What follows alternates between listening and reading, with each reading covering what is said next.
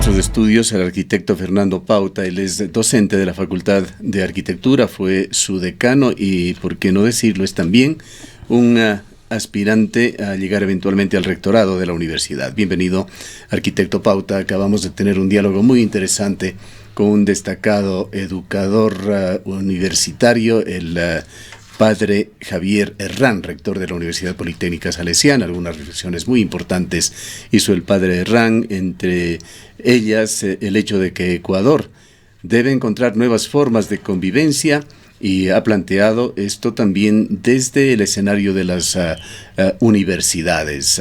Nos ha hablado del sistema de matrículas diferenciadas que se mantiene en la Universidad Politécnica Salesiana, que en algún momento lo tuvo también la Universidad Pública Ecuatoriana, la Universidad de Cuenca. Importante analizar el momento cuando en las universidades, durante los días bastante duros para el país que se vivieron en el mes de octubre, se dio también una especie de despertar. Se vio al movimiento estudiantil con presencia. La Asociación de Profesores de la Universidad de Cuenca tomó algunas acciones y hubo incluso iniciativas humanitarias de algunas facultades, como la Facultad de Hospitalidad, que estuvo presente y realizando una importante labor en esos días. Sus reflexiones, arquitecto Pauta. Buenos días, Gustavo. Ante todo, un agradecimiento a Radio Ondas Azuayas por la cordial invitación. También un saludo cordial a los radioescuchas de Ondas Azuayas y de Antena 1, y a quienes también nos están mirando. Sí, efectivamente yo creo que de alguna manera lo ocurrido en el transcurso del mes anterior, del mes de octubre, puso nuevas condiciones y circunstancias en donde de alguna manera se vio un despertar de la Universidad Ecuatoriana.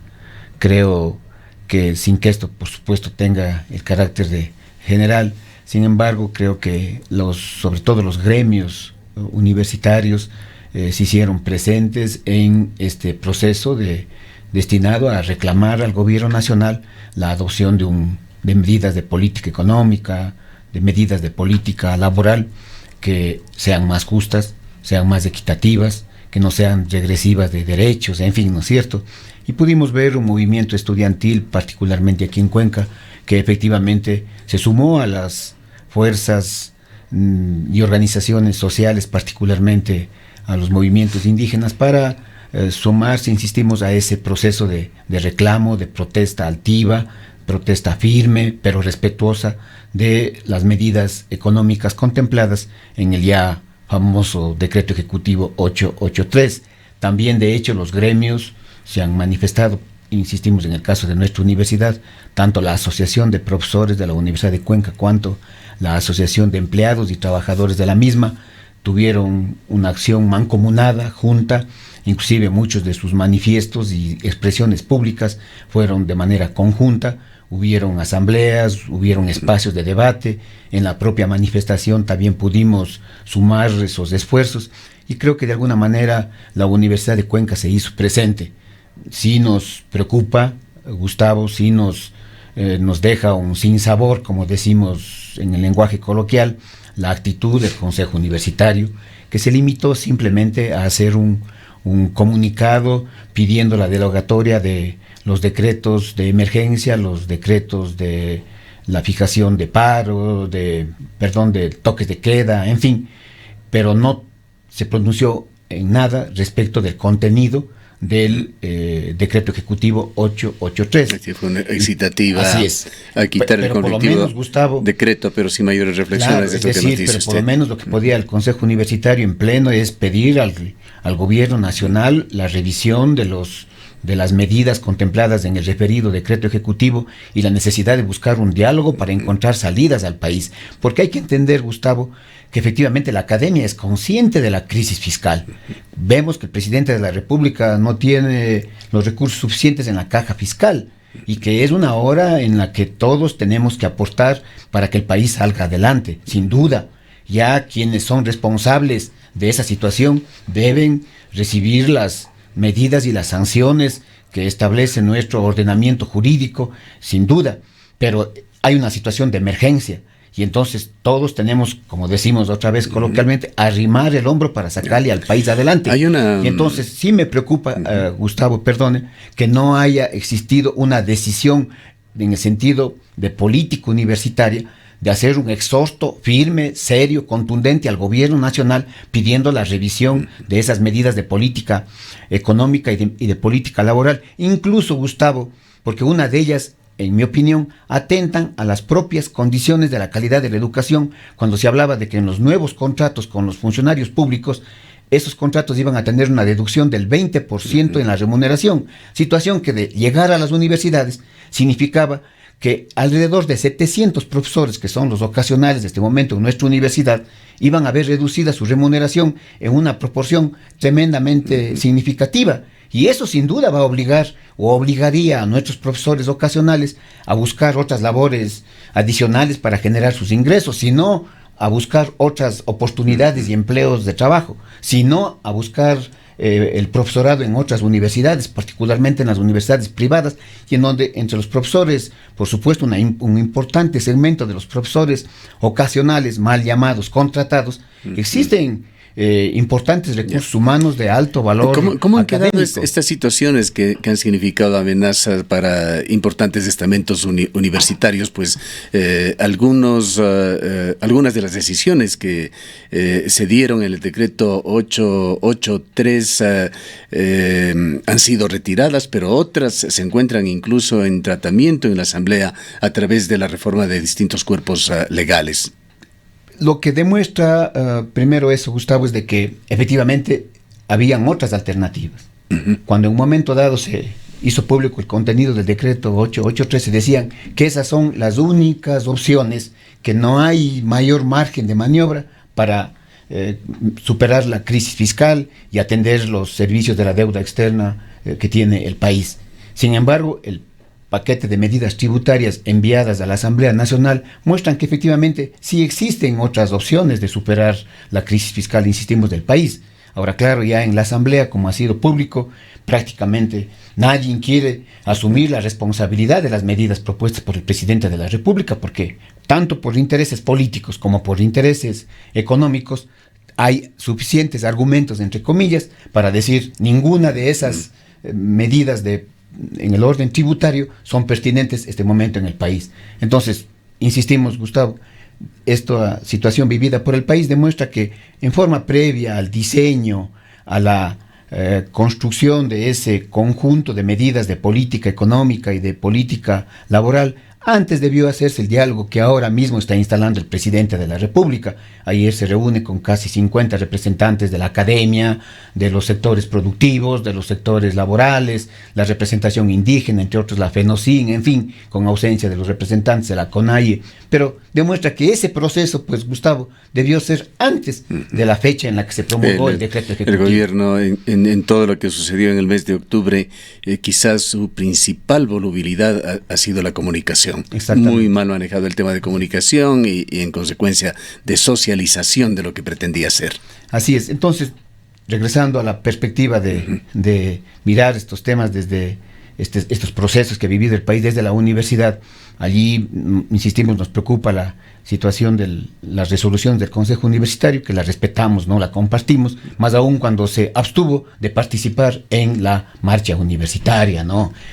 Usted, Gustavo, ha sido un académico, ha vivido la realidad de nuestra universidad por décadas y sabemos que la universidad, sin perder su autonomía, sin perder su trascendencia en la vida social, sin perder su presencia en ella, ¿no es cierto?, ha sabido, con cargo justamente a ese prestigio, a esa condición de institución eminentemente trascendente en la vida social, ha podido tener manifestaciones públicas con altura, con respeto, en fin, muchas veces presididos por nuestros rectores, por el Consejo Universitario en pleno. Qué pena que esta vez no tuvimos, pero es destacable lo que ocurrió con las universidades que estaban más cerca del proceso en Quito. La Universidad Central tuvo una presencia importante, la Universidad Católica, la Universidad Politécnica Salesiana, inclusive fueron centros importantes de auxilio y de apoyo humanitario a quienes estaban participando en el proceso. Les valió el comentario sobre el cual el padre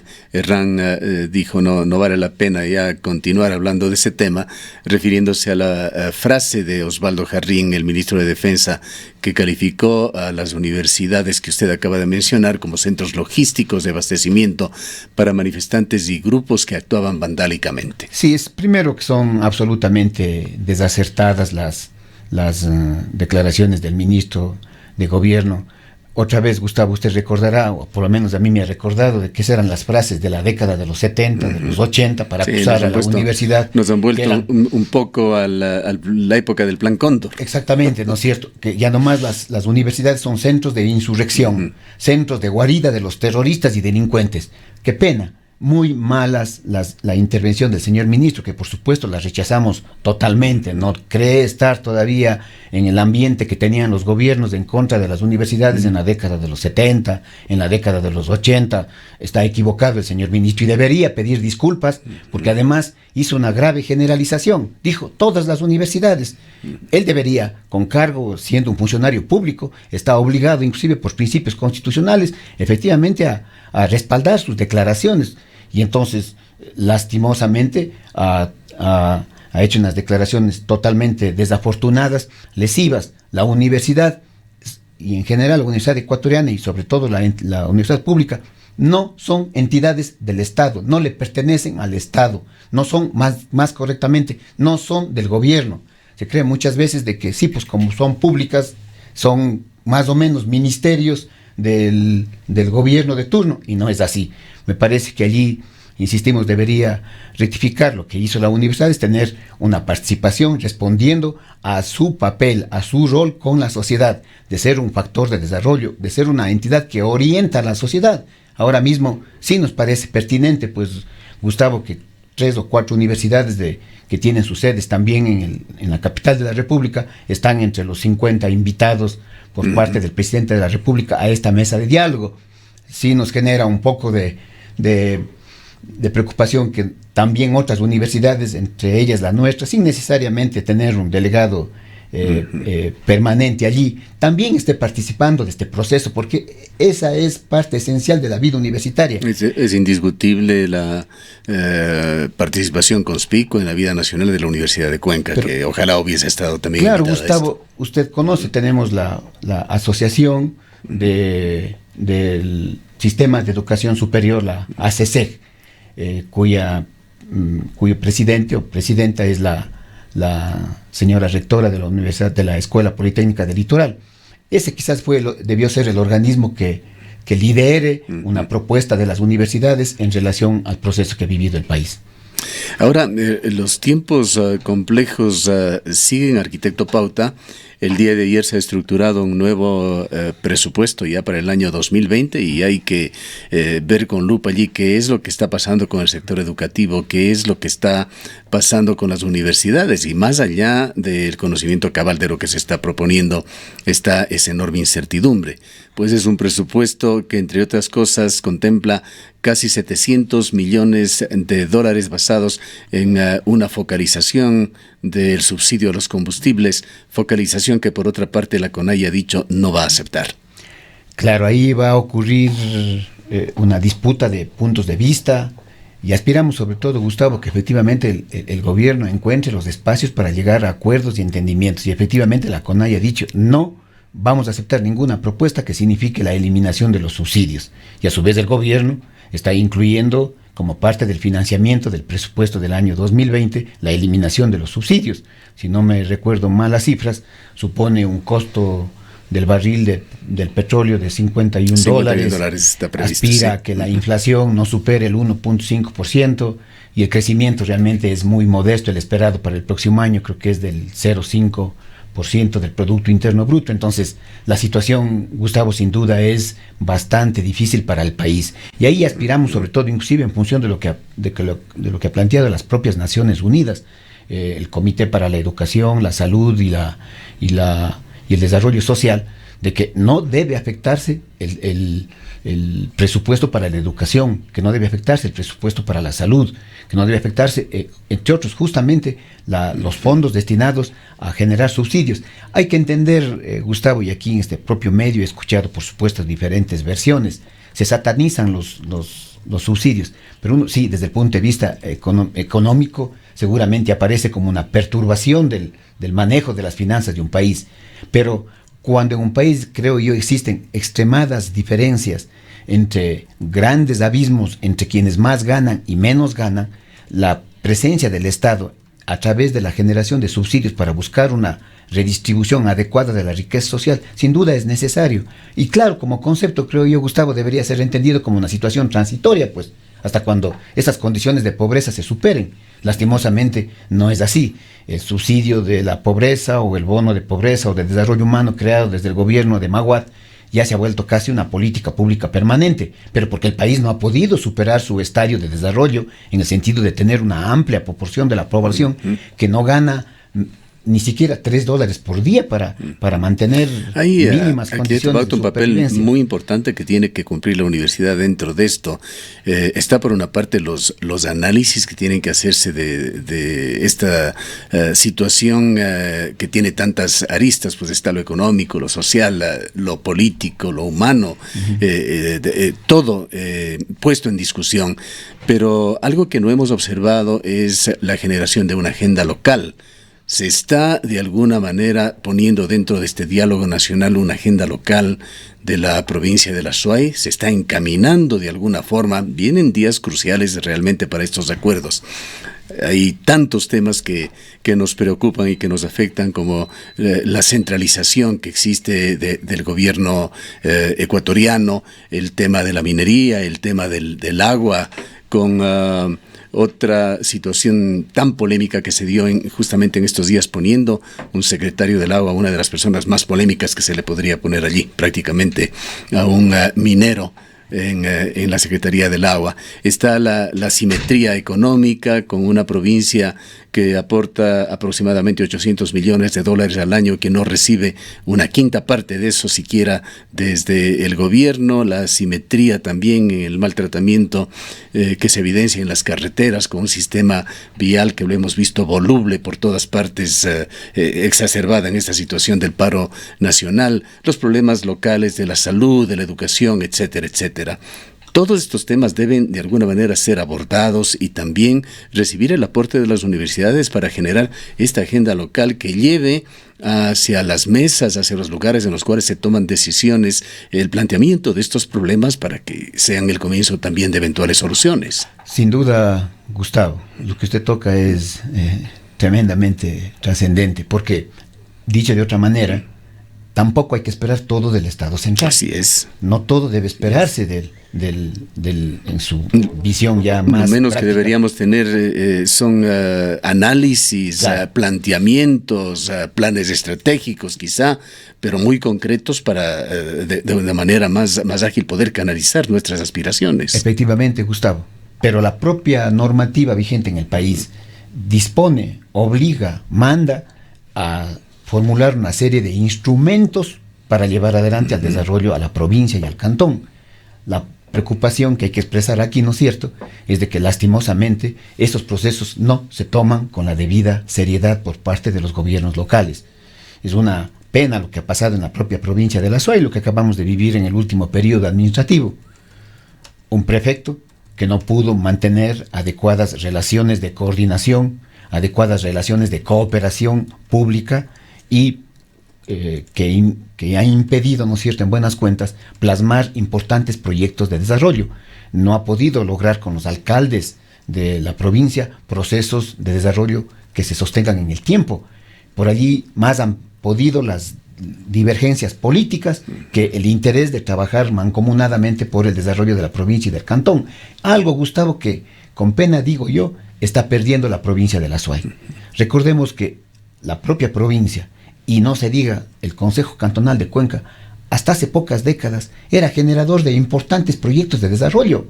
El proyecto hidroeléctrico Paute se generó en la municipalidad de Cuenca, para dar un ejemplo de cómo antes. Y había esta otra entidad de desarrollo regional, el CREA, que lastimosamente desapareció, que cumplió un papel fundamental en el desarrollo del austro. Es otro ejemplo. Entonces, antes nuestras autoridades tenían una visión de desarrollo mucho más fuerte. Se preocupaban de que más allá de lo que pueda hacer el gobierno, sin dejar de reclamar lo que por la historia le corresponde a la provincia de La Suay, en realidad sus autoridades forjaron esfuerzos de desarrollo propios, iniciativas propias. Y me pongo a pensar, Gustavo, ¿qué es en los últimos 20 años, sinceramente, en dónde están esas propuestas de desarrollo fuertes para la ciudad y para la provincia? Usted ha hablado del gobierno provincial, en consecuencia del prefecto Yacu Pérez. ¿Qué decir sobre el gobierno local, sobre el municipio de Cuenca? Hace muy pocos días, en esta misma mesa, el reelegido vicealcalde de la ciudad de Cuenca, Pablo Burbano, daba cuenta de qué es lo que se ha avanzado en estos tortuosos primeros 6 meses prácticamente que se han cumplido ya, y él señalaba como los logros, algo que está dentro de su experticia, que se han logrado avances en ordenamiento territorial, nos decía, no sabemos exactamente cuáles, y el otro logro señalaba que se había reunido, se habían dado 23 reuniones con las juntas parroquiales, es decir, con los sectores rurales del cantón. ¿Cuál es su opinión sobre lo que se viene haciendo desde el otro importante gobierno local? Sí, quizás antes, Gustavo, quiero poner énfasis en la necesidad, ¿no es cierto?, de un trabajo mancomunado de los niveles de gobierno. Recuerde usted que antes elegíamos a los consejeros provinciales y se dijo, eliminemos esa representación nuestra para que efectivamente los alcaldes sean miembros de la Cámara Provincial. Así dice la Constitución del año 2008, recogiendo ese clamor ciudadano. Pero fíjese usted que muy poco efecto ha surtido. Y cuando me he referido antes a esta falta de acuerdos y entendimientos, es porque eso hemos vivido en los últimos 10 años de vigencia de la Constitución, y las autoridades actuales en ejercicio no deberían caer en el mismo error. Si queremos verle al señor alcalde de Cuenca, efectivamente en las reuniones, de manera permanente, en las reuniones de la Cámara Provincial, discutiendo los problemas del Cantón Cuenca, de todos los demás cantones de la provincia, y por supuesto los problemas provinciales. Y digo esto, Gustavo, porque particularmente el gobierno provincial y el gobierno cantonal tienen importantes competencias en materia de desarrollo económico, al que usted hizo alusión al momento de tocar este tema. Le corresponde a los gobiernos provinciales fomentar el desarrollo de la economía provincial, de las actividades de todo el sector agrario, y ahí hay muy poco se ha hecho hasta ahora, pero los gobiernos tienen esas importantes competencias, los gobiernos locales me refiero, para trabajar en el mejoramiento de las condiciones de empleo, de la generación de más fuentes de trabajo, del desarrollo productivo. Al propio señor alcalde, en las competencias, y al consejo, dicho de manera más conveniente, le corresponde fomentar el desarrollo económico local. Es decir, las propias normas le imponen una serie de tareas que les obliga a trabajar en los términos que hemos comentado, y ciertamente no esperar, insistimos, todo del gobierno nacional. Ahí hay unas tareas pendientes importantes, porque además, Gustavo, hemos de entender que sí, que en Cuenca se sigan haciendo parques, estamos de acuerdo, que se sigan pavimentando las vías, carambas, qué bueno, que se sigan extendiendo las redes. Pero la pregunta es, ¿se lo hace en base a algún plan estratégico vigente para Cuenca? Allí viene la limitación, y regresamos entonces al tema que a usted le preocupa. Se hacen como obras sectoriales, sin mirar procesos de desarrollo sostenido. Sí, Etapa tiene que seguir construyendo las redes de agua potable, sí, pues hay que hacerlo. Por ahí la EMAG tiene que seguir construyendo parques, sí, pero no hay proyectos de desarrollo económico, social, detonadores que efectivamente signifiquen de alguna manera con la definición de indicadores, claro, que nos permita poner los metas concretas. Exactamente. Mirar el desarrollo local. Hoy en día institutos como el Latinoamericano de Ciencias Sociales, el ILPES, en fin, ¿no es cierto?, señala la necesidad de pensar más que en el desarrollo nacional, en el desarrollo local, en el desarrollo de los territorios, y eso nos parece tremendamente importante.